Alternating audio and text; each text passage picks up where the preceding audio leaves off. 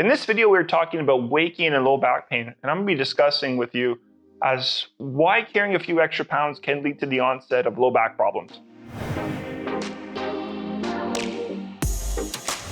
Hey, what's up YouTube? It's Coach Remy here. In today's new video, we are talking about how putting on a few extra pounds or being overweight can lead to the onset of low back pain. And ultimately, what to do about it if you're someone that is overweight and has back problems. What can you do from a nutritional and exercise standpoint to lose weight and also prevent back pain and maintain a healthy low back? So let's jump into it with the first thing that you guys should know. So we have to understand why being overweight, why carrying extra weight can lead to low back pain. First reason is due to reduced mobility and how that can affect or inhibit your motor patterns.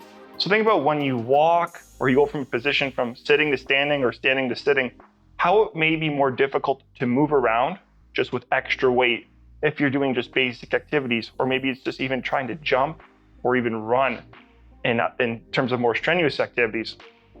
How having that extra weight can make those activities more difficult. So when you start to affect motor patterns, that can then place more load onto certain joints and tissues of the body, and one area specifically being the low back.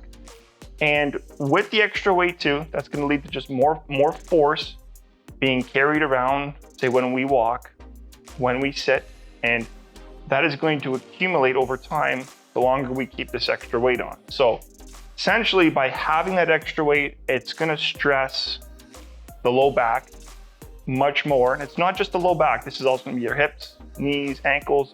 If we are standing for a long time or walking, over time, that accumulation of stress can build up, and that can lead to wear and tear on the body, specifically the low back. So the solution to most people's problems here is simply weight loss. Now, weight loss is easier said than done for a lot of people.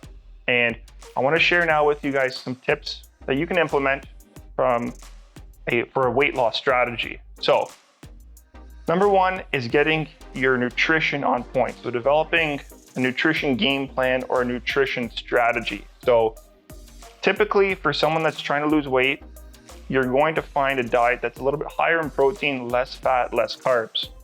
But it's going to be specific to the person and what they're doing. But that's kind of a little bit of a general rule to follow. Now, without getting into too much detail though, you just simply want to eat less. So, and stick to a good eating habit. So avoiding snacking, avoid unnecessary snacking, whether it's late at night or in the afternoon. If you just find yourself getting cravings, avoiding those cravings. But the key thing that I find for people who are trying to lose weight is we want to make sure that they're on a good routine and they stay disciplined and committed to it. One simple exposure to, say, some sort of unnecessary food, maybe it's like a McDonald's craving that someone had, or they see someone eating a pizza, that can stimulate someone to develop a craving for that type of food, and they may then indulge or get off track with their eating habits. Now, typically, if it's one instance, if it happens once a week, probably not going to affect the individual much as long as they stay really strict with everything else.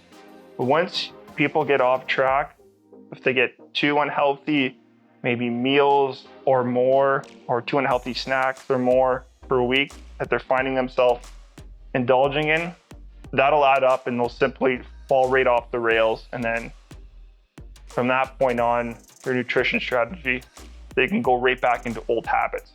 So the point that I'm trying to make here from a nutrition standpoint is to prevent yourself from going into risky situations or minimize the exposure to where you may have these specific cravings. And then stay disciplined and committed to a nutrition plan going forward that involves eating less and avoiding unnecessary eating habits. And you may need help, and I would suggest maybe reaching out to a dietitian or someone that can help you in terms of a nutritionist to help you just game plan a strategy going forward. But once you get a strategy in place, and once you have a plan that starts working and you start getting results, that will increase your motivation to stay committed to that. Once you'll start feeling better. The back pain may start to subside. You'll start moving better, you'll feeling better, and you'll perform better. ultimately what the end goal would be for someone that's looking to just have a healthier life and prevent back pain. So once the weight can then drop off and someone starts losing weight, you'll start to notice that their mobility will improve, motor patterns will improve, walking will feel much better, just getting up and down, say from the toilet or from a chair, will feel much better. They may be able to run now, jump without issues. So from an exercise standpoint, we want to incorporate a good routine for the individual that they can follow that accompanies their nutrition plan, but is specific to preventing back pain. And that may involve some general strength training, core stability exercises, an interval walking program to accompany that. So just wanted to share that with you guys in terms of weight gain and low back pain, and how gaining weight or being overweight can cause someone's back pain to develop, or how it can create a wear and tear for someone that maintains a heavier weight for a longer period of time. It's very important that you do maintain a healthy weight if you're looking for long-term health in terms of your back specifically. Also, if you'd like more updates from me, whether it's about nutrition, fitness, or back pain tips, be sure to head on over to my website and you can opt into my newsletter. And when you do, you'll also receive a free ebook titled 7 Core Exercises You Should Probably Be Doing to Prevent Back Pain, which is essentially a jumpstart guide to get you going in the right direction with an exercise program that prevents back pain.